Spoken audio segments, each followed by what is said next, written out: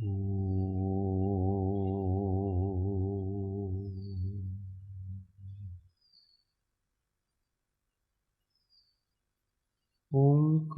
बिन्दुसंयुक्तं नित्यं ध्यायन्ति योगिनः कामदं मोक्षदं चैव ओंकाराय नमो नमः। अविरल शब्द घनोग प्रक्षालित भूतलमल कलंका मुनिभिरुपासित तीर्था सरस्वती हर्तु नो दुरितान् अज्ञानतिमिरान्धानां ज्ञानाञ्जनशलाकया चक्षुरुन्मीलितं येन तस्मै श्रीगुरुवे नमः। परात्परगुरुवे नमः। परम्पराचार्य गुरुवे नमः। परम गुरुवे नमः। साक्षात् प्रत्यक्ष सद्गुरुवे नमो नमः। सर्वकलुषविध्वंसकं श्रेयसां परिवर्धकं भव्यजीवनप्रतिबोधकारकं धर्मसम्बन्धकं पुण्यप्रकाशकं पापनाशकं धर्मशास्त्रं श्री तत्त्वार्थसूत्राणां ध्येयमस्य मूलग्रन्थकर्तार श्री सर्वज्ञदेवा तदुत्तरग्रन्थकर्तार श्री गणधरदेवा प्रतिगणधरदेवास्तेषां वचनानुसारमासाद्य श्रीमद् भगवतुमा स्वामी विरचितं धर्मशास्त्रं श्रोतारः सावधानतया शृण्वन्तु। मङ्गलं भगवान् वीरो मङ्गलं गौतमो गणी मङ्गलं कुन्दकुन्दार्यो जैन धर्मोऽस्तु मङ्गलं सर्वमङ्गल्यमाङ्गल्यं सर्वकल्याणकारकं प्रधानां सर्वधर्माणां जैनं जयतु शासनं जैनं जयतु शासनं। मोक्षमार्गस्य नेतारं भेतारं कर्मभूभृतां ज्ञातारं विश्वतत्त्वानां वन्दे तद्गुणलब्धे वन्दे तद्गुणलब्धे। अनन्त अनन्त थी भरेली भली अनन्त अनन्त निक्षेपे व्याख्यानी छे सकल कारिणी हारिणी मोह तारिणी भवाब्धि मोक्ष चारिणी प्रमाणी छे उपमा आप्यानी जेने तमारा कविते आपवाथी निज मति मापाई में मानी छे। अहो राज चंद्र बाळ ख्याल नथी पामा जिनेश्वर ताणी जाणी तेणे जाणी छे गुरु राज ताणी वाणी जाणी तेणे जाणी।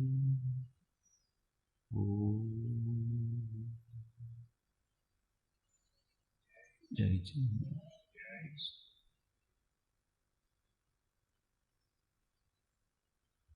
स्वाध्याय में श्री तत्वार्थ प्रबोधिनी प्रस्तावना पृष्ठ संख्या हिंदी में 21, गुजराती में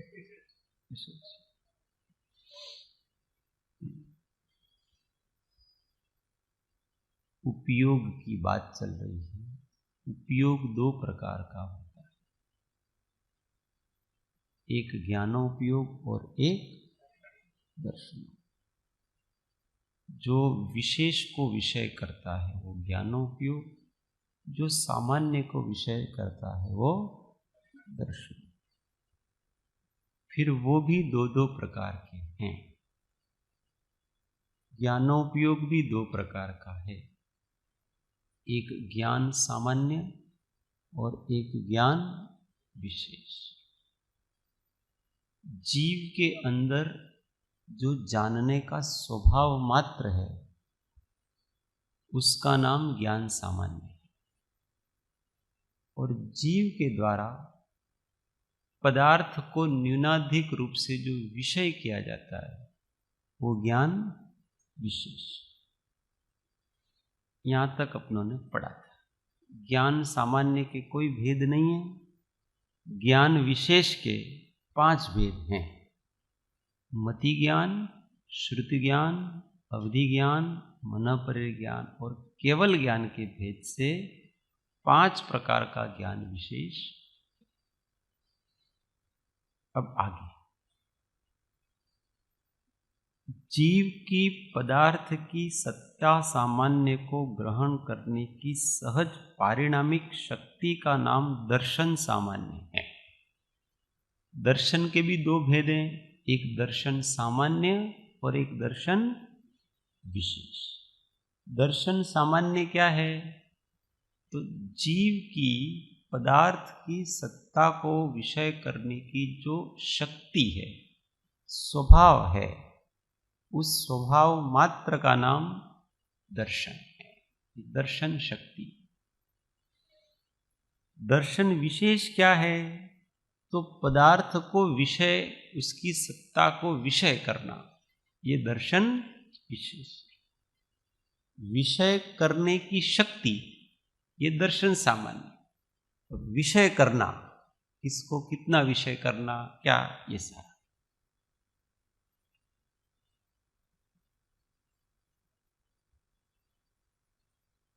सहज पारिणामिक शक्ति का हम दर्शन सामान्य तथा दर्शनावरण कर्म के क्षयोपशम आदि के निमित्त से पदार्थ की सत्ताओं को हीनाधिक रूप से ग्रहण करने की शक्ति को दर्शन विशेष कहते हैं। यहां पर क्षयोपशम आदि में आदि शब्द से क्षय भी ले लेना। क्यों?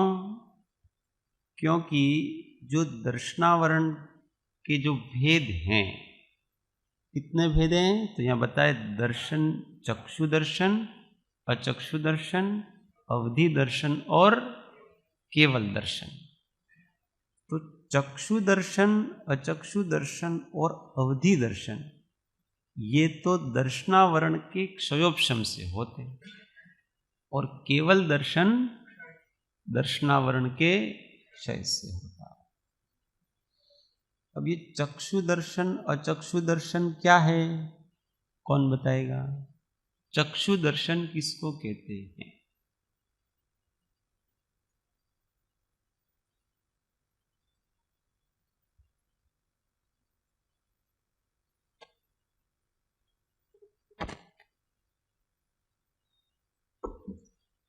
ચક્ષુ દર્શનાવરણ્ય और વીર્યાંતરાયના ક્ષોપસમથી જે દર્શન થાય તેને ચક્ષુ દર્શન કહે છે। उसमें क्या होता है? चक्षु, एक ही चक्षु इंद्रिय है, उससे सामान्य सत्ता का भास होता है। मतलब आंख से देखने का नाम चक्षु दर्शन, ऐसा? हाँ, मगर वीर्यांतराय का क्षोपसम होना चाहिए। आंख से किसको देखा जाता है? आंख का विषय क्या है? देखना।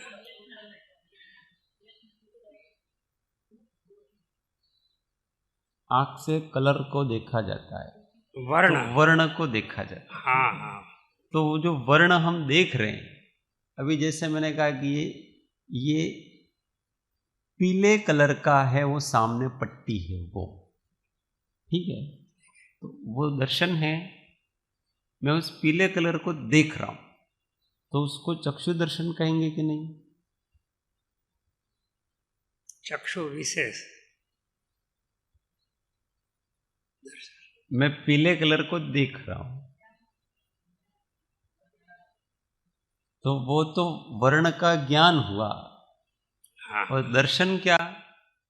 तो फिर चक्षु दर्शन क्या हुआ? तो सामान्य सत्ता का भास। तो वो एक पदार्थ है। ये जो पीला पीला कलर का दिख रहा है ना, वो एक पदार्थ है, उसके अस्तित्व का भास। ये चक्षु दर्शन। पर वो किससे होता है?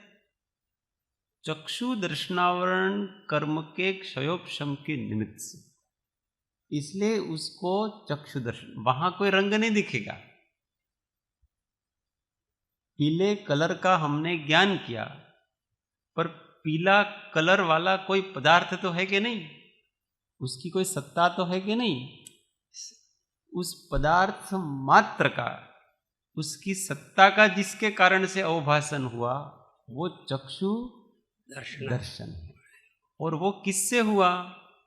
तो चक्षु दर्शनावरण के निमित्त से। हाँ, चक्षु दर्शनावरण के क्षयोपशम से के निमित्त से हुआ, इसलिए उसको चक्षु दर्शन कहते हैं। क्योंकि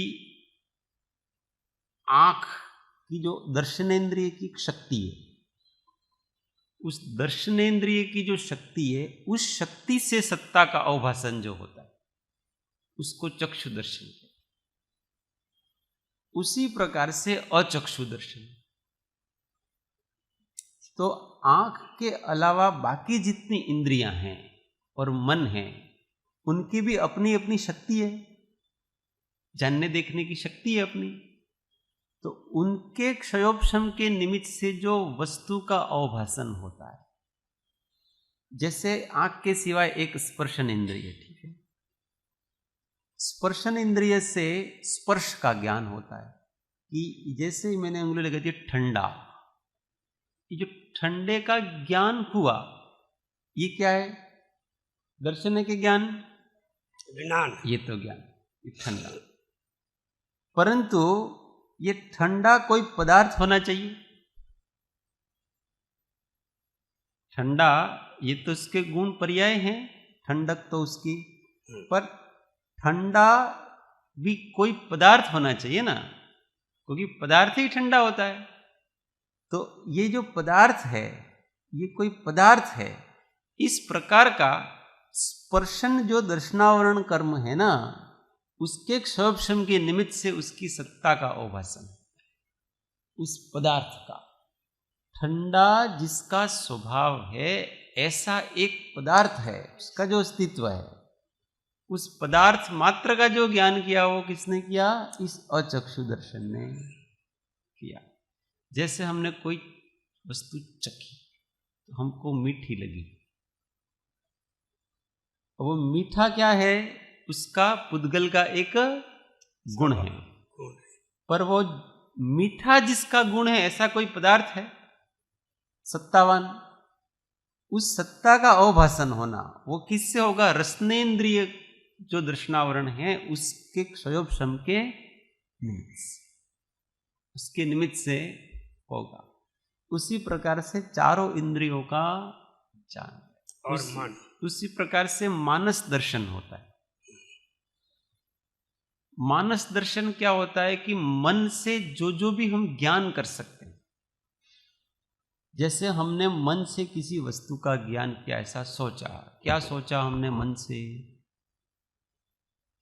कुछ भी सोच लो कि मेरे लीमड़ी में घर है, सोच लिया कि वहां मेरा घर है, ऐसा सोचा आपने। वो आपकी मनोवर्गणाएं उस रूप परिणत हुई। अब उसके घर का आपको स्मृति से ज्ञान हुआ। अभी भूल गए थे, आपके उस पदार्थ की स्मृति हुई, स्मृति से ज्ञान हुआ। अब जिस पदार्थ का ज्ञान हो रहा है, वो तो पदार्थ विशेष है, पुद्गल की एक विशेष पर्याय है वो तो। अब जिसका ज्ञान हो रहा है, वो पदार्थ की सत्ता भी तो होनी चाहिए ना। तो वो जो पदार्थ है, ऐसे उसके अस्तित्व का अवभाषण हुआ। स्मृति में जिस पदार्थ का ज्ञान हो रहा है, उस पदार्थ के अस्तित्व का जो अवभाषण हुआ, वो मानस दर्शन, मानस दर्शन है। समझ में आ गया? ऐसे दर्शन समझ। भास होना वो अनुभव है ना। भास मतलब भास। अनुभूति दो प्रकार की है, एक सामान्य अनुभूति और एक विशेष अनुभूति। पदार्थ को, सत्ता मात्र को जानना, ये सामान्य अनुभूति है। सामान्य भास है। और पदार्थ को विशेष रूप से अनुभव करना, वो विशेष अनुभूति है, वो ज्ञान करता। हमको प्रॉब्लम क्या है कि ज्ञान और अनुभूति में हम अभी तक अंतर कर रहे हैं। अंतर नहीं करना, ये दोनों एक वस्तु है। अनुभव कोई अलग वस्तु ऐसा मानते हैं और ज्ञान कोई अलग वस्तु ऐसा मानते, दोनों एक ही वस्तु है। ज्ञान करने का नाम ही अनुभव करना है, उसी का नाम संवेदन है, उसी का नाम सब कुछ है। ज्ञान कहते ही इसको। और अनुभव कोई चारित्र भी नहीं है, चारित्र भी अलग। अनुभूति है वो ज्ञान गुण की पर्याय। चारित्र किसको कहते हैं? चारित्र का नाम होता है पदार्थ का अपने रूप परिणमन। स्वभाव अथवा विभाव रूप जो परिणमन है उसका नाम चारित्र है। वो स्वभाव रूप परिणाम है उसके। तो चारित्र है वो जो पर्याय, जो उस रूप हो रही है ना, उस रूप होने का नाम चारित्र है। किस रूप हो रही है? अगर मिथ्या रूप हो रही है तो मिथ्या चारित्र है, सम्यक रूप हो रही है तो सम्यक। चारित्र का अनुभव से कोई संबंध नहीं है। चारित्र का संबंध उस रूप होने से है। आत्मा जब आत्मा रूप ही रहता है, शुद्ध रूप रहता है, तो वो शुद्ध चारित्र है। और जब आत्मा विकार रूप होता है तो वो अशुद्ध चारित्र है। उस रूप होने का नाम चारित्र। वो वास्तविक वस्तु है, वस्तु धर्म है चारित्र। वो अनुभव नहीं है। उस चारित्र का अनुभव ज्ञान करेगा। वो जो वस्तु परिणमित हो रही है स्वभाव रूप और विभाव रूप, उसको कौन जानेगा? उसका अनुभव कौन करेगा? ये ज्ञान है जो अनुभूति करता है। तो अनुभूति होना एक अनुभूति हुई और एक अनुभव करता। तो जो अनुभव करता है वो हमेशा ज्ञान है। और अनुभूति तो सबकी होती है। आत्मा में जितने भी गुण हैं उन सब की अनुभूति होती है। और आत्मा के अतिरिक्त और जितने भी हैं पदार्थ, उसकी भी अनुभूति होती है। पर वो अनुभव करने वाला ज्ञान है, वो स्वयं अनुभव है। तो वो अनुभव है, वो ज्ञान है, वो एक प्रकाश है। जैसे नमक देखा तो वो नमक का ज्ञान हुआ, लेकिन उसको चखा नहीं है। जब चखा तभी अनुभव हुआ। वो दोनों अलग नहीं है। ऐसा है कि वो जो आपने चखा है ना, जब देखा है तब आपको नमक का ज्ञान नहीं हुआ है, नमक के स्वभाव का ज्ञान नहीं हुआ आपको। देखा तब तो आपको सफेद वस्तु का ज्ञान हुआ है, नमक का ज्ञान नहीं हुआ आपको। नमक का ज्ञान तो कब होगा? जब आप उसके नमकीन जो लवण युक्त स्वाद है उसका ज्ञान आपको होगा, तब जाकर के माना जाएगा कि आपको नमक का ज्ञान हुआ। अभी तो आपने क्या है कि वो जो लवण रूप परिणत जो पुद्गल है उसके केवल वर्ण का ज्ञान हुआ है, नमक का ज्ञान नहीं हुआ आपको। नमक का ज्ञान कब होगा? जब उसके स्वभाव का ज्ञान होगा। और नमक का स्वभाव क्या है? खारा। तो क्या आप आंख से देखने से आपको खारापन का ज्ञान होता है? नहीं होता है। वो तो आप चखोगे तभी होगा। इसलिए स्वाद है वो रसनेन्द्रिय का विषय। और जब वो रसनाइंद्रिय के कांटेक्ट में आएगा तब जाके कहा जाएगा कि ये नमक का ज्ञान हुआ। अभी तक तो आपके उस नमक रूप परिणत पुद्गल के केवल वर्ण का ज्ञान हो रहा था, क्योंकि आंख वर्ण को विषय करेगी। समझ में आ रहा है ना? कोई भी पदार्थ हो तो कोई भी पदार्थ में सब इंद्रियों के अपने अपने नियत विषय हैं और इंद्रियां पुद्गल को विषय करती हैं।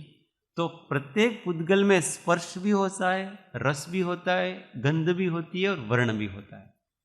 तो वो जो नमक के पुद्गलों का जो वर्ण है उसको विषय किसने किया? आंख ने किया। उसमें जो खारापन है उसको विषय किसने किया? रसनाइंद्रिय ने किया। उसमें जो गंध है उसको विषय किसने किया? घ्राणेन्द्रिय। और उसमें जो स्पर्श रस गंध और और उसमें जो स्पर्श है उसका विषय किसने किया? स्पर्श इंद्रिय। चारों इंद्रिय वहां विषय कर रही है, परंतु उसका मुख्य गुण नमक का क्या है? खारा। तो वो जब तक स्वादेंद्रिय के संपर्क में नहीं आएगा तो नमक का ज्ञान होगा, नमक के वर्ण का ज्ञान होगा, नमक के स्पर्श का ज्ञान होगा, नमक की गंध का ज्ञान अन्य इंद्रियों से होगा। पर वो खारापन है वो किसका विषय है? रसने। उससे ऐसे हर एक पदार्थ में जान लेना। हमने अग्नि देखी तो क्या हमको अग्नि का ज्ञान हुआ? दूर अग्नि लग रही है, जल रही है, आग जल रही है, तो क्या हमको अग्नि का ज्ञान हुआ? अब उस अग्नि के वर्ण का ज्ञान हुआ। अग्नि तो उष्णतामय है, अग्नि का मूल स्वभाव क्या है? उष्णता। उस उष्णता का ज्ञान कब होगा?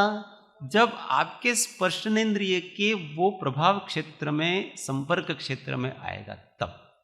तो आपके स्पर्शनेन्द्रिय की जितनी शक्ति है, कितनी दूर तक उसका स्पर्श कर सकता है वो, तो थोड़ा पास जाओगे तो थोड़ा आपको फिर वो उष्णता का अनुभव होने लगेगा। पर उसके स्पर्शनेन्द्रिय की जितनी शक्ति है उससे जैसे बाहर चले गए तो आपको अग्नि दिखेगी जरूर, पर उष्णता का, तो फिर चक्षु दर्शन क्या हुआ? तो सामान्य सत्ता का भास, तो वो एक पदार्थ है। ये जो पीला पीला कलर का दिख रहा है ना, वो एक पदार्थ है, उसके अस्तित्व का भास, ये चक्षु दर्शन। पर वो किससे होता है? चक्षु दर्शनावरण कर्म के क्षयोपशम के निमित्त से। इसलिए उसको चक्षु दर्शन, वहां कोई रंग नहीं दिखेगा। पीले कलर का हमने ज्ञान किया, पर पीला कलर वाला कोई पदार्थ तो है कि नहीं? उसकी कोई सत्ता तो है कि नहीं? उस पदार्थ मात्र का, उसकी सत्ता का जिसके कारण से अवभाषण हुआ वो चक्षु दर्शन है। और वो किससे हुआ? तो चक्षु दर्शनावरण के निमित्त से। हाँ, चक्षु दर्शनावरण के क्षयोपशम से के निमित्त से हुआ, इसलिए उसको चक्षु दर्शन कहते हैं। क्योंकि आंख की जो दर्शनेन्द्रिय की शक्ति है, उस दर्शनेन्द्रिय की जो शक्ति है, उस शक्ति से सत्ता का अवभाषण जो होता है उसको चक्षु दर्शन कहते हैं। उसी प्रकार से अचक्षु दर्शन। तो आंख के अलावा बाकी जितनी इंद्रियां हैं और मन है, उनकी भी अपनी अपनी शक्ति है, जानने देखने की शक्ति है अपनी। तो उनके क्षयोपशम के निमित्त से जो वस्तु का अवभाषण होता है, जैसे आंख के सिवाय एक स्पर्शन इंद्रिय, ठीक है, स्पर्शन इंद्रिय से स्पर्श का ज्ञान होता है। कि जैसे ही मैंने उंगली लगाई थी ठंडा, ये जो ठंडे का ज्ञान हुआ, ये क्या है? दर्शन के ज्ञान, विज्ञान, ये तो ज्ञान, ये ठंडा। परंतु ये ठंडा कोई पदार्थ होना चाहिए। ठंडा ये तो उसके गुण पर्याय हैं, ठंडक तो उसकी, पर ठंडा भी कोई पदार्थ होना चाहिए ना, क्योंकि पदार्थ ही ठंडा होता है। तो ये जो पदार्थ है, ये कोई पदार्थ है। इस प्रकार का स्पर्शन जो दर्शनावरण कर्म है ना, उसके क्षयोपशम के निमित्त से उसकी सत्ता का अवभाषण, उस पदार्थ का। ठंडा जिसका स्वभाव है, ऐसा एक पदार्थ है, उसका जो अस्तित्व है, उस पदार्थ मात्र का जो ज्ञान किया वो किसने किया? इस अचक्षु दर्शन ने किया। जैसे हमने कोई वस्तु चखी तो हमको मीठी लगी, वो मीठा क्या है? उसका पुद्गल का एक गुण है। पर वो मीठा जिसका गुण है, ऐसा कोई पदार्थ है सत्तावान, उस सत्ता का अवभाषण होना वो किससे होगा? रसनेन्द्रिय जो दर्शनावरण है उसके क्षयोपशम के निमित्त। उसके निमित्त से होगा। उसी प्रकार से चारों इंद्रियों का ज्ञान और मन, उसी प्रकार से मानस दर्शन होता है। मानस दर्शन क्या होता है कि मन से जो भी हम ज्ञान कर सकते हैं, जैसे हमने मन से किसी वस्तु का ज्ञान किया, ऐसा सोचा, क्या सोचा हमने मन से, कुछ भी सोच लो कि मेरे लीमड़ी में घर है, सोच लिया कि वहां मेरा घर है, ऐसा सोचा आपने, वो आपकी मनोवर्गणाएं उस रूप परिणत हुई। अब उसके घर का आपको स्मृति से ज्ञान हुआ, अभी भूल गए थे, आपके उस पदार्थ की स्मृति हुई, स्मृति से ज्ञान हुआ। अब जिस पदार्थ का ज्ञान हो रहा है वो तो पदार्थ विशेष है, पुद्गल की एक विशेष पर्याय है वो तो। अब जिसका ज्ञान हो रहा है वो पदार्थ की सत्ता भी तो होनी चाहिए ना। तो वो जो पदार्थ है, ऐसे उसके अस्तित्व का अवभाषण हुआ। स्मृति में जिस पदार्थ का ज्ञान हो रहा है उस पदार्थ के अस्तित्व का जो अवभाषण हुआ वो मानस दर्शन, मानस दर्शन है। समझ में आ गया? ऐसे दर्शन समझ। वो भास होना वो अनुभव है ना। भास मतलब भास, अनुभूति दो प्रकार की है, एक सामान्य अनुभूति और एक विशेष अनुभूति। पदार्थ को सत्ता मात्र को जानना ये सामान्य अनुभूति है, सामान्य भास है। और पदार्थ को विशेष रूप से अनुभव करना वो विशेष अनुभूति है, वो ज्ञान करता। हमको प्रॉब्लम क्या है कि ज्ञान और अनुभूति में हम अभी तक अंतर कर रहे हैं। अंतर नहीं करना, ये दोनों एक वस्तु है। अनुभव कोई अलग वस्तु ऐसा मानते हैं और ज्ञान कोई अलग वस्तु ऐसा मानते, दोनों एक ही वस्तु है। ज्ञान करने का नाम ही अनुभव करना है, उसी का नाम संवेदन है, उसी का नाम सब कुछ है। ज्ञान कहते ही इसको। और अनुभव कोई चारित्र भी नहीं है, चारित्र भी अलग। अनुभूति है वो ज्ञान गुण की पर्याय। चारित्र किसको कहते हैं? चारित्र का नाम होता है पदार्थ का अपने रूप परिणमन, स्वभाव अथवा विभाव रूप जो परिणमन है उसका नाम चारित्र है। वो स्वभाव रूप परिणाम है उसके। तो चारित्र है वो जो पर्याय, जो उस रूप हो रही है ना, उस रूप होने का नाम चारित्र है। किस रूप हो रही है? अगर मिथ्या रूप हो रही है तो मिथ्या चारित्र है, सम्यक रूप हो रही है तो सम्यक। चारित्र का अनुभव से कोई संबंध नहीं है। चारित्र का संबंध उस रूप होने से है। आत्मा जब आत्मा रूप ही रहता है, शुद्ध रूप रहता है, तो वो शुद्ध चारित्र है। और जब आत्मा विकार रूप होता है तो वो अशुद्ध चारित्र है। उस रूप होने का नाम चारित्र, वो वास्तविक वस्तु है, वस्तु धर्म है चारित्र। वो अनुभव नहीं है। उस चारित्र का अनुभव ज्ञान करेगा। वो जो वस्तु परिणमित हो रही है स्वभाव रूप और विभाव रूप, उसको कौन जानेगा? उसका अनुभव कौन करेगा? ये ज्ञान है जो अनुभूति करता है।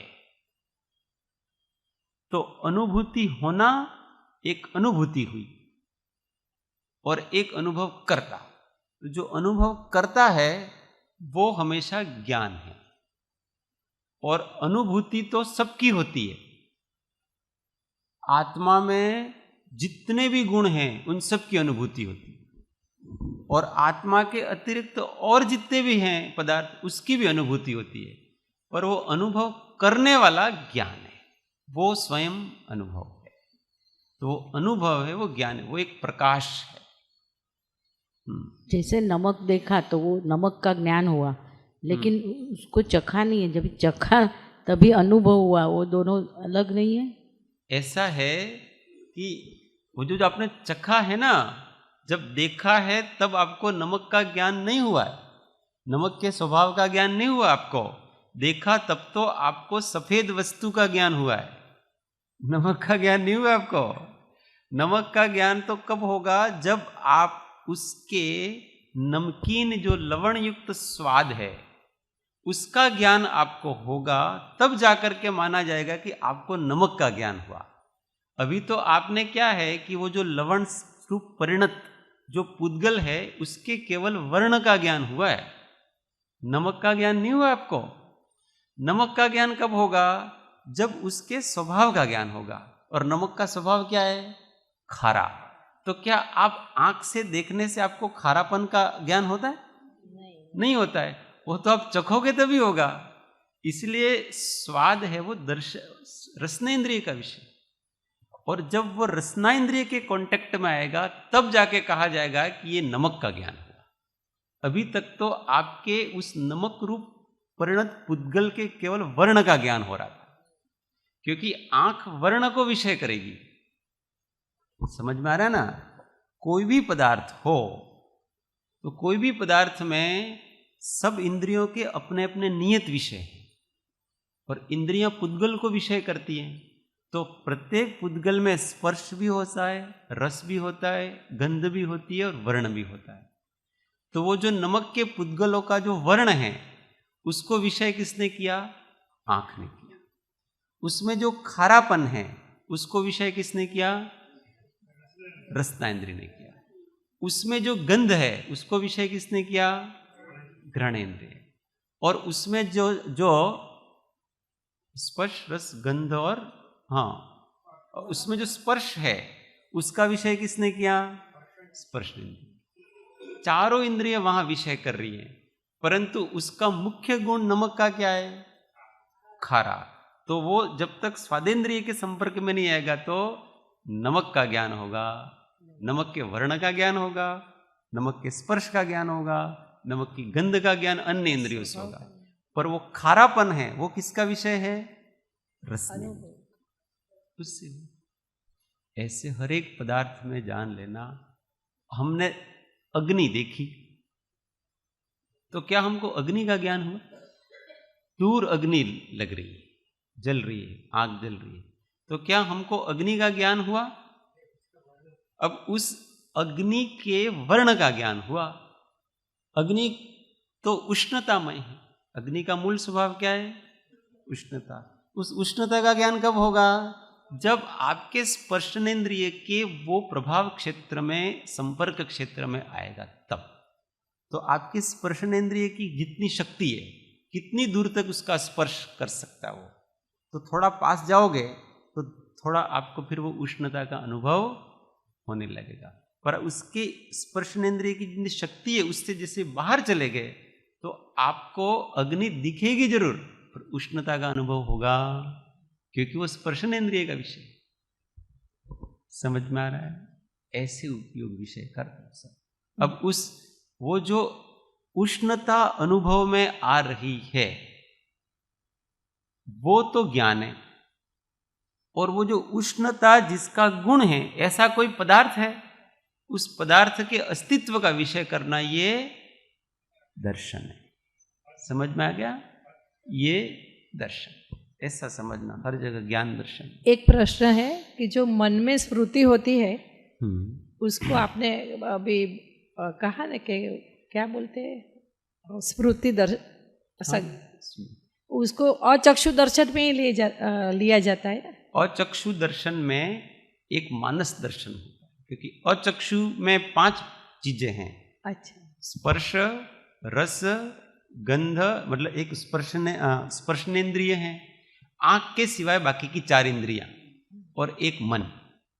ये 5 अचक्षु में आते हैं, तो उसको अचक्षु कैसे?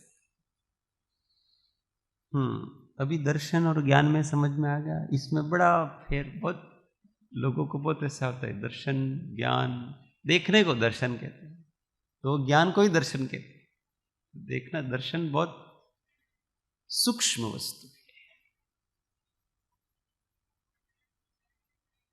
तो ये चक्षु दर्शन, अचक्षु दर्शन, अवधि दर्शन। अवधि दर्शन क्या है? कि किसी पदार्थ को आपने अवधि ज्ञान से देखा, अब जब आप देखोगे तब उस पदार्थ को विशेष सहित आपको ज्ञान होगा। कैसे होगा कि जैसे अभी यहाँ बैठे बैठे मनीषा बहन अपने अमेरिका में स्थित घर को देख रही, बैठे बैठे जान, अनुमान से नहीं, स्मृति से नहीं, अवधि ज्ञान से, डायरेक्ट, सोच विचार नहीं करना पड़ता है। तो जैसा है वैसा उसका रंग, रूप, आकार, प्रकार, ऊंचाई, ये सब उसका सब ख्याल में आ रहा है। ये ज्ञान है उसका। और वो कोई पदार्थ है, इस प्रकार के उसके अस्तित्व का भास हुआ, वो उसका दर्शन। पदार्थ में न खंबा होगा, न ये होगा, न वो होगा, न विशेष कुछ नहीं है, न काला होगा, न गोरा होगा, न ऐसा कुछ नहीं है वहां। वो कोई एक पदार्थ है बस। इसका जो ज्ञान हुआ, उसका जो अवभाषण हुआ, इसका नाम दर्शन है। और फिर उसका रूप का ज्ञान हुआ कि ये सफेद कलर का है, इसमें इतने खंबे हैं, इसमें इतने कमरे हैं, इसमें ये है, वो सब क्या हो गया? ज्ञान। जिसका ज्ञान होता है उस पदार्थ के अस्तित्व का अवभाषण होना, वो दर्शन कहलाता है। वो अवधि दर्शन। अवधि ज्ञान के पहले दर्शन। और केवल दर्शन, केवल दर्शन का मतलब ये महासत्ता है। षड द्रव्यों का जो समुदाय है वो महासत्ता है। समस्त विश्व की सत्ता का अवभाषण होना, वो केवल दर्शन कहलाता है। क्योंकि समस्त विश्व के पदार्थों का ज्ञान हो रहा है। जिसका ज्ञान होगा उसका दर्शन होगा। दर्शन सहित ही ज्ञान होता है, दर्शन के बिना ज्ञान होता नहीं है। और जिसका ज्ञान होता उसका दर्शन पहले पदार्थ को विषय करेगा, तभी तो वो पदार्थ के बारे में विशेष विषय करेगा। पहले मैंने ऐसा जाना कि ये शरीर है, इसके बाद ही मैं ऐसा जानूंगा कि इसके 2 हाथ हैं, 2 पैर हैं, ये कमर है, ये माथा है, इसका ये है। तो पहले सत्ता का दर्शन होगा और इसके बाद सत्ता के विशेषों का दर्शन होगा। इसको केवल दर्शन कहते हैं। इसमें ज्ञान और दर्शन दोनों एक साथ हुआ करते हैं। इस विषय में कोई किसी को पूछना है? अब आगे मन में एक बार सब चीजों की क्लैरिटी कर लेनी की। अभी अपन सुन लेते हैं उस समय तो हमको अरे बराबर, और फिर अच्छा तुम्हें शू कीधुं तू फरीथी कहजो। तो आप 10 बार पूछो, उसमें कोई दिक्कत नहीं। पर जब तक बैठेगा नहीं ना दिमाग में बराबर, उसको मति में सुष्ठु बैठा दीजिए बस। फिर उस शब्द का जब भी आपको स्मरण होगा अथवा शब्द कान में पड़ेगा, उस शब्द का भाव आपको तुरंत स्फुरित हो जाए। क्यों? क्योंकि वो आपके आत्मा में स्फुरित हुआ ही पड़ा है। आत्मा में उसका ज्ञान हो चुका है और वो आपकी बुद्धि में पड़ा हुआ है। और जैसे उपयोग में आएगा तो तुरंत आपके वो ज्ञान उपयोगात्मक हो जाए। इसलिए जब दर्शन ऐसा शब्द सुने तो हमको ये दर्शन क्या है उसका भाव बराबर पकड़ में आ जाना चाहिए। ये है दर्शन, ये है ज्ञान, ये है चारित्र, ये है सुख, ये है वीर्य, ये है स्पर्श, ये है रस, ये है गंध, ये है वर्ण, अलग अलग प्रकार जितना है उन सब का भाव भाषण है। सम्यक दर्शन इसी का नाम है। सम्यक दर्शन की परिभाषा क्या कही? पहला सूत्र में कहेंगे, दूसरे सूत्र में तत्वार्थ श्रद्धानम सम्यक दर्शन। तत्वार्थ में तत्व और अर्थ 2 शब्द हैं। तत्व का अर्थ होता है भाव, अर्थ का अभिप्राय है पदार्थ।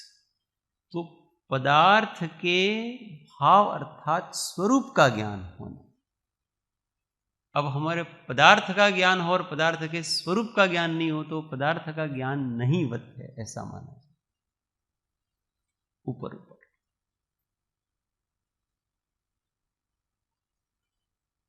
उपयोग लक्षण, इसलिए अभी अभ्यास करना है इसका, बार बार इस प्रस्तावना का अच्छी तरह से अभ्यास करना, तो हमको वस्तु स्थिति जैसी है वैसी पता पड़ जाएगी। ऐसी ये है मामला,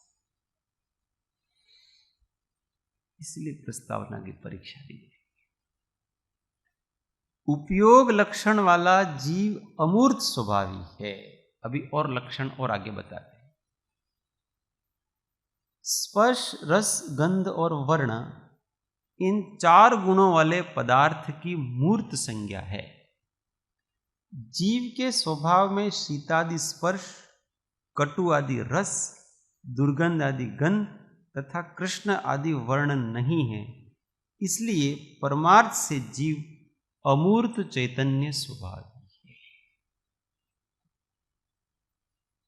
पहले क्या बताया? जीव है, उसको सिद्ध किया। फिर जीव उपयोगमय है, उसको समझा। अब जीव कैसा है? अमूर्तिक है। हम रूपी हैं क्या अरूपी हैं? अभी अभी अभी रूपी हैं।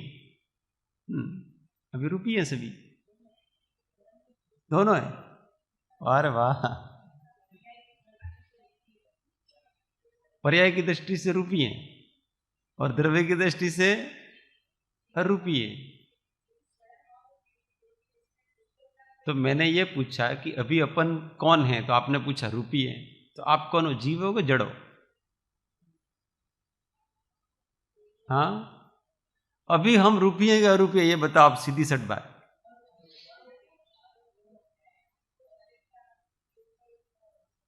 तो फिर रूपी क्यों कहा सबने?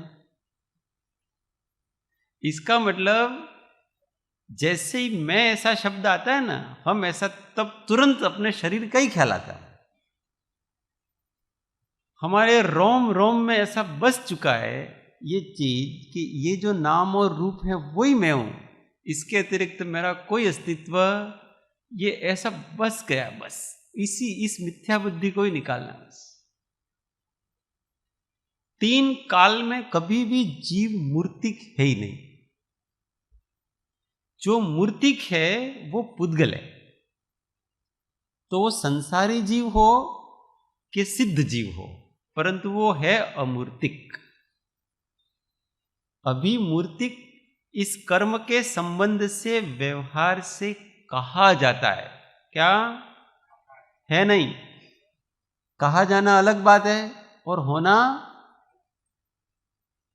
जिसमें घी रखा जाता है उस घड़े को क्या कहा जाता है? घी का घड़ा। तो क्या वो घी का घड़ा है? कहा जाना अलग वस्तु है और होना अलग। अगर शास्त्र में व्यवहार नय से जीव को मूर्तिक ऐसा कहा गया है कर्म बंध की अपेक्षा, तो इसका मतलब कहा गया वो है नहीं, उसको ऐसा मानना नहीं। वो जिस नय से जिस प्रयोजन की सिद्धि के लिए कहा गया है उसको मानना, कि ये हमको बताने के लिए कहा गया है कि बंध की अवस्था में जीव इस प्रकार का होता है। अभी अपने जो आत्म प्रदेश हैं, उन आत्म प्रदेशों में एक भी प्रदेश ऐसा नहीं है जो निरावृत है, जिसके ऊपर कर्म पुद्गल परमाणु नहीं है, ऐसा एक भी प्रदेश नहीं। अभी का 8 रुचक प्रदेश है। 8 रुचक प्रदेश अगर निरावृत हो तो उन 8 रुचक प्रदेशों में केवल ज्ञान प्रकट होना चाहिए आपको। समझ में आया? आत्मा का ऐसा है कि एक प्रदेश में अनंत गुण है, एक एक प्रदेश में अनंत गुण है उसके। और अगर आपका एक भी प्रदेश निरावृत है तो आप निश्चित रूप से वहां से आप केवली हो, उस प्रदेश से आपको केवल ज्ञान प्रकट हो, केवल ज्ञान की किरण वहां से आपके निकल रही है। तो वहां 8 रुचक प्रदेश हैं वो संपूर्ण रूप से निरावरित है ऐसा नहीं मानना अपने को, वो अचल है। अचल है का मतलब क्या है कि वो अनादि काल से जो बिना प्रयत्न के जो उनके ऊपर आवरण है वो है, परंतु नवीन आवरण नहीं होता उनके। आवरण एक तो नैसर्गिक अनादि काल से पहले से है, वो कहीं किया नहीं है, वो आत्मा के हर प्रदेश के ऊपर आवरण है पहले से ही है। नवीन आवरण कैसे होगा? स्पंदन से होगा। युगों का स्पंदन होगा तब होगा। तो वो जो 8 रोचक प्रदेश हैं उसमें स्पंदन नहीं है, बाकी सब प्रदेश ऊपर नीचे होते रहते हैं, उसमें योग क्रिया होती है और उस योग क्रिया से कर्मों का आकर्षण होता है। ये 8 रोचक प्रदेश ऐसे हैं कि वो निष्पंद हैं, अकंप हैं, उनमें कंपन नहीं हो रहा है। अब जब अचल हैं तो योग से जो बंद होने वाला है उसके, वो उसको बंद होता नहीं है। पर अनादि बंध है वो तो है ही उसके। अगर अनादि बंध को भी न माना जाए तो 8 प्रदेश मुक्ति है, 8 प्रदेश मुक्त हो गए। इसका मतलब आत्मा अभी संपूर्ण रूप से 8 प्रदेश की अपेक्षा से मुक्त माना जाएगा। तो वहां सब केवल ज्ञान भी होगा, केवल दर्शन भी होगा, अनंत सुख भी होगा, अनंत वीर्य भी होगा, सब होगा। पर ऐसा कुछ नहीं। और उसके कारण से जो जघन्य मति ज्ञान, शुद्ध ज्ञान है, वो हमेशा रहा करता है, जीव जड़ नहीं हो जाता। तो बात क्या चल रही थी अपने के? अमूर्तिक की। तो जीव अमूर्त स्वभावी है। मूर्तिक, मूर्त किसको कहते हैं? जिसका कोई न कोई स्पर्श हो, कोई न कोई रस हो, कोई न कोई गंध हो और कोई न कोई, इसको मूर्तिक। ये चारों होते हैं नियम से। ऐसा नहीं कि किसी में स्पर्श है तो रस नहीं है, रस है तो गंध। प्रत्येक पदार्थ में ये 4 गुण होंगे। उनके फिर अलग अलग भेद हैं। स्पर्श कितने प्रकार के हैं? 8 प्रकार के स्पर्श हैं, 5 प्रकार के रस हैं, 2 प्रकार की गंध हैं और 5 प्रकार के वर्ण हैं। ये सब आगे अपन पढ़ेंगे। तो इन 4 गुणों की मूर्त संज्ञा है और इस जीव के स्वभाव में ये नहीं। इसलिए परमार्थ से जीव कैसा है? अमूर्त है, अमूर्त चैतन्य स्वभावी। इसको जान करके क्या करना चाहिए अपने को? कि अपने को अमूर्त चैतन्य स्वभावी चिंतन करना चाहिए, स्वीकार करना चाहिए। जो स्पर्श को जानता है परंतु स्वयं स्पर्श रूप नहीं, जो रस को जानता है पर स्वयं रस रूप नहीं, जो गंध को जानता है पर स्वयं गंध रूप नहीं, जो वर्ण को जानता है पर स्वयं वर्ण रूप नहीं, ऐसा अमूर्त चैतन्य स्वभावी जो अस्तित्व है वो मैं।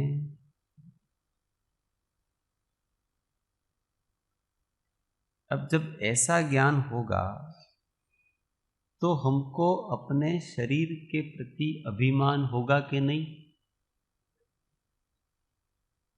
ये देहाभिमान कहाँ से आया? देहाध्यास कहाँ से आया? हम अपने आप को अमूर्त स्वभावी स्वीकार नहीं करते। इसलिए तो कहते हैं कि मेरा नाक ऐसा है, मेरे कान ऐसे हैं, मेरे हाथ ऐसे हैं, मेरे पैर ऐसे हैं, मेरा पेट ऐसा है, मेरा बाल ऐसा है, मेरा ये बिगड़ गया, वो बिगड़ गया। क्या बिगड़ा बता? अमूर्त चेतना का क्या बिगड़ा ने? क्या मेरे बाल सफेद हो गए। कहाँ से हुए आपके बाल सफेद? जब वो हम आप हैं ही नहीं तो हुए कहां से? आंख बिगड़ गई, आंख बिगड़ी अपनी, आंख सुधर गई, मेरी रोशनी बढ़ गई।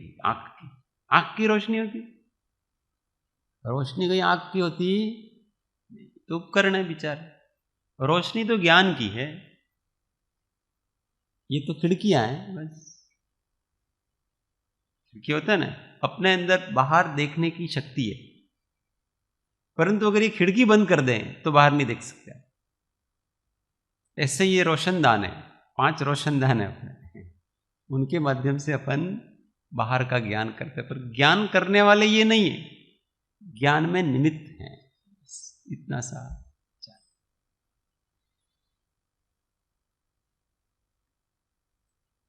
चलो, इस संबंध में किसी को कुछ प्रश्न है? पूछ सकते, आज इतना ही रखेंगे। यहाँ बाहर का ज्ञान करने के लिए जो माध्यम है 5 इंद्रियां, तो फिर भी ज्ञान तो ज्ञान से ही होता है ना, उसका वो माध्यम है। बाहर के लिए वो माध्यम चाहिए, पर अंदर के लिए ऐसा कोई माध्यम नहीं है ना। नहीं, आपको आत्मा को देखना है, जानना है, अनुभव करना है, तो आपको आंख की जरूरत नहीं। कोई भी इंद्रिय ज्ञान की जरूरत अतीन्द्रिय आत्मा का ज्ञान करने के लिए नहीं है। पर अगर आपको इंद्रिय विषय का ज्ञान करना है तो अभी हमको केवली को नहीं, क्योंकि हमारा अभी क्षयोपशमिक ज्ञान है, उस क्षयोपशम को किसी बाह्य निमित्त की जरूरत पड़ती है। क्षयिक ज्ञान को तो उसकी भी नहीं पड़ती। केवली भगवान के आंख भी हैं, कान भी हैं, नाक भी हैं, सब कुछ है, परंतु वो आंख से नहीं देखते। सब कुछ दिख रहा उनको, पर वो आंख से नहीं देख रहे, कान से नहीं सुन रहे। सारी ध्वनियां सुनाई दे रही है उनको, परंतु वो कान से नहीं सुन रहे। सारे के सारे स्पर्श का ज्ञान उनको हो रहा है, परंतु वो स्पर्शन इंद्रिय से, उनके शरीर से कुछ नहीं हो रहा है। इसको अतीन्द्रिय ज्ञान कहते हैं। पर हम क्षयोपशमिक ज्ञान वाले हैं, उनको निमित्त की जरूरत होती है, इसलिए हमको परोक्ष ज्ञान ऐसा कहते हैं। परंतु अपने को अगर आत्मा का ज्ञान करना है, स्वयं का ज्ञान करना है, तो स्वयं के ज्ञान करने के लिए इंद्रियों की जरूरत नहीं, किसी माध्यम की। स्वयं का ज्ञान हम अपने स्वयं के द्वारा कर सकते हैं। बस ये ही मोक्ष मार्ग का रहस्य। इसको जो समझ लेता है वो पार हो जाता। हमको ऐसा लगता है कि हमको आत्मज्ञान करने के लिए इसकी जरूरत होगी, उसकी जरूरत होगी, ये जरूरत होगी, वो जरूरत होगी। किसी की जरूरत नहीं, दृष्टि की जरूरत है। और वो दृष्टि तत्व विचार से आती है, सम्यक दृष्टि। सम्यक दृष्टि के निमित्त से सम्यक दृष्टि खिलती है। पर आपकी सम्यक दृष्टि को सम्यक दृष्टि ने नहीं खिलाया है, उसके निमित्त से आपने ही खिलाया है। क्योंकि सम्यक दृष्टि का समागम तो सबको होता है, पर किसी की ही सम्यक दृष्टि खिलती है, किसी की नहीं खिलती है। खिलाने का काम तो खुद को। परंतु निमित्त नैमित्तिक जगत में ऐसा ही संबंध है कि हम स्वयं से नहीं सीखते हैं, दूसरों से ही सीखते हैं। निमित्त नैमित्तिक संबंध। स्वयं से सीख जाए ऐसा हो तो कोई बात ही नहीं थी, पर दूसरों से सीखते हैं। इसलिए दृष्टिवान पुरुषों के सत्संग में रहने से हमारी दृष्टि खिलती जाती है, स्वाधीन दृष्टि खिलती जाती है, स्वच्छंद का नाश। इस जगत में सबसे बड़ा कोई महाशत्रु है तो क्या है? स्वच्छंद। अपनी नजर से हम देखने का प्रयत्न करते हैं तो वो पदार्थ विपरीत ही भासेगा। ज्ञानी की दृष्टि से देखो, ज्ञान की दृष्टि से वस्तु का स्वरूप। गोपाल देव ने कहा है ना, आजीव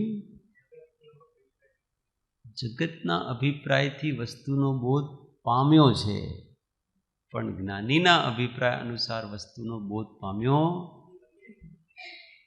ज्ञानी वस्तु को जैसी है वैसी विराग्रह रूप से देखते। धीमे धीमे होता है।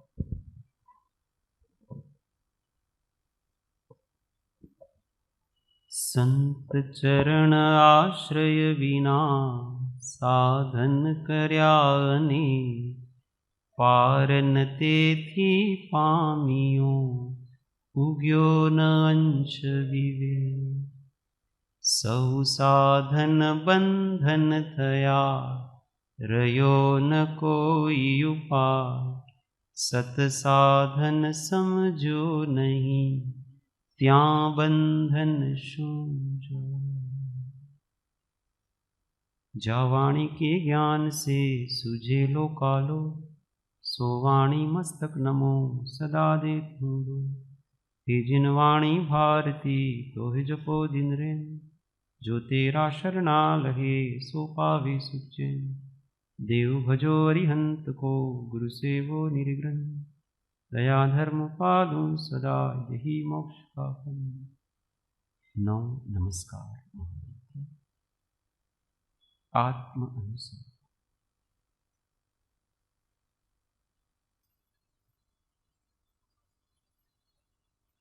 ओम शांति शांति शांति।